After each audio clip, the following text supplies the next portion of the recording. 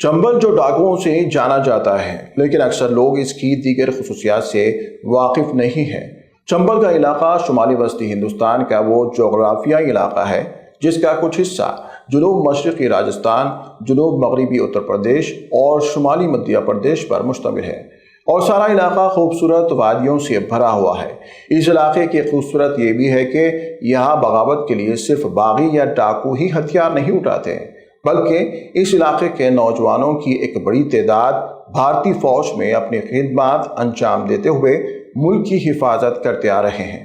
لیکن جب سے اگنی ویر اسکیم کا آغاز ہوا ہے، تب سے یہاں کے نوجوانوں میں فوج میں بھرتی کے جذبہ گھٹتا جا رہا ہے۔ فوج میں جانے کی دلچسپی کم ہوئی ہے۔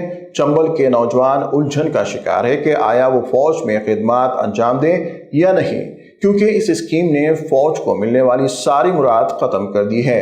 اگنی ویر اسکیم کے تحت بھرتی ہونے والوں کو صرف 4 سال تک ہی خدمات انجام دینے ہوتے ہیں، مگر بہت سے فوجی افسران کا کہنا ہے کہ فوج کو روزگار کے نقطہ نظر سے نہیں دیکھا جا سکتا۔ لیکن بیشتر نوجوانوں نے فوج میں بھرتی ہونے کے لیے اگنی ویر اسکیم کے شروع ہونے سے قبل آرمی ریکروٹمنٹ ریلی میں حصہ لیا تھا، لیکن جیسے ہی اگنی ویر اسکیم کا آغاز ہوا ہے، اس کی صورتحال دیکھ کر نوجوانوں نے فوج میں بھرتی ہونے کا ارادہ ترک کر دیا ہے۔